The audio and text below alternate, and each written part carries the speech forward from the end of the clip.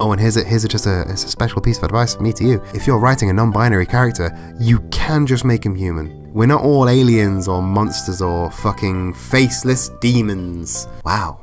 You can really tell I phoned in the editing at the end of that.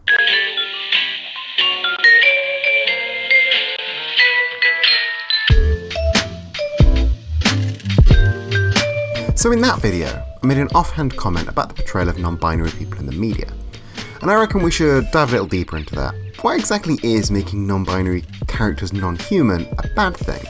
I mean, aliens are cool, monsters are cool, demons are cool. Well, the answer is a little, well, just look at the bar at the bottom of the page. But before we get into that, just so we're on the same page, we're going to start super basic, which might sound patronizing to some people, but I need to make sure we're all roughly on the same page, or else the rest of the video ain't going to make any sense. In short, gender isn't a binary man or woman distinction, it's more like a big ball of wibbly wobbly gender wender stuff. It's hard to define. It's also not the same as sex, which is the anatomical gubbins. It also has nothing to do with who you're attracted to. Gender and attraction are in no way linked.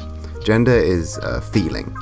It's your core, your identity. And non-binary is an umbrella term for any gender identity that is not man or woman.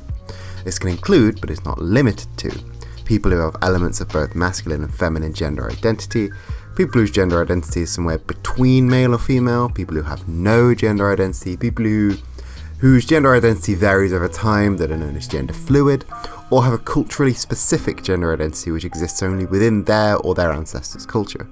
And myriad other things. For a quick cheat sheet, here's a tweet. That's a hard sentence to say. Non-binary isn't a new thing either. One of the more famous historical non-binary figures is the public universal friend, who is a genderless Quaker evangelist who travelled throughout the United States and spoke out against slavery. The friend refused to be called by the birth name even on legal documents, insisting on being called by no pronouns, and wore clothing that contemporaries described as androgynous. There are even reports of non-binary figures in Mesopotamian mythology.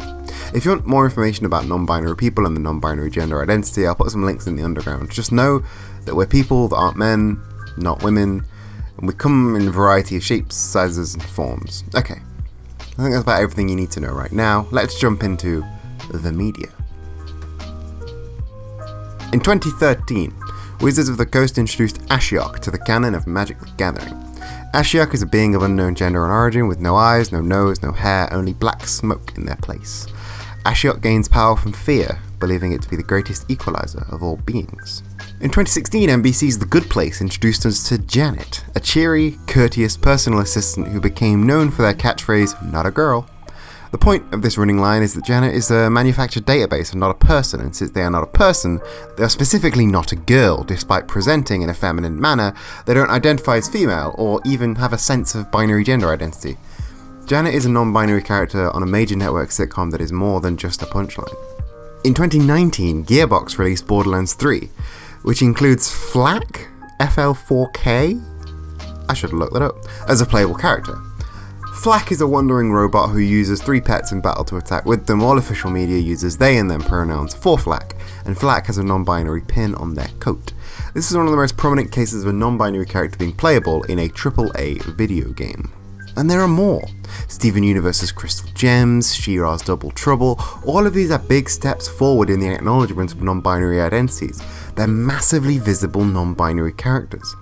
But all of these examples, and more, also perpetuate dangerous attitudes towards queer folk, because none of these characters are human. They're all something else, something other. In psychology and sociology, the other, capital T, capital O, is a way of defining and securing one's own identity by shaping and stigmatizing everything that they are not.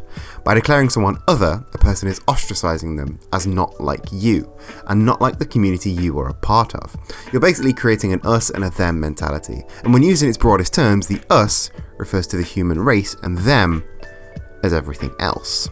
Now this the us and them mentality has been weaponized by the right for years, running a narrative where us is the only group that belongs, that deserves their rights.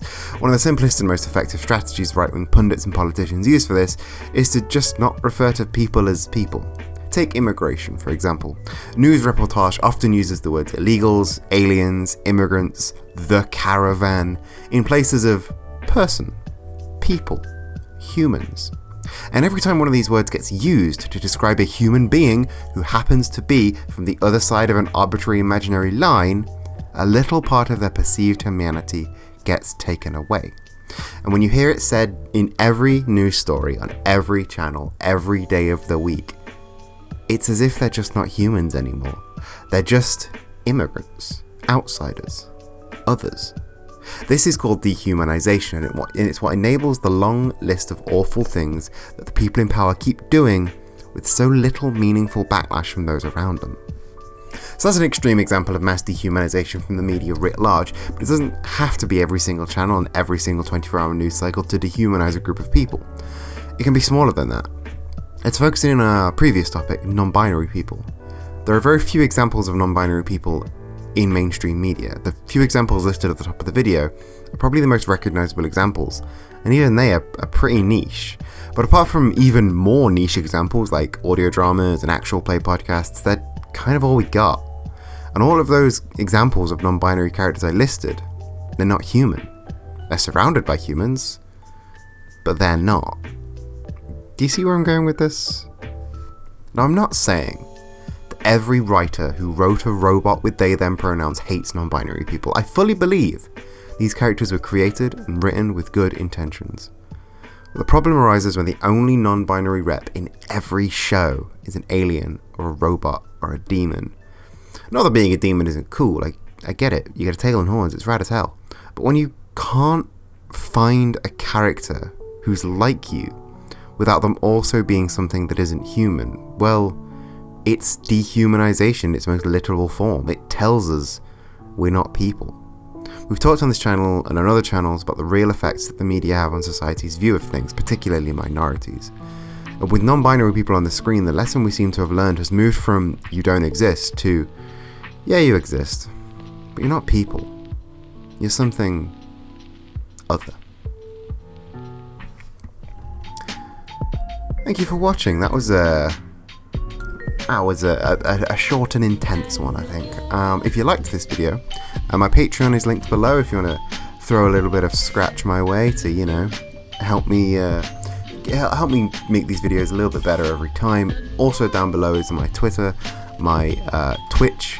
If you want to visit either of those pages, that's very, very good. I'm trying to get back into streaming. Right now I'm doing a once a week, but we have a good time over there. Thank you for watching. I'll catch you on the flippity flop, and love you, bye.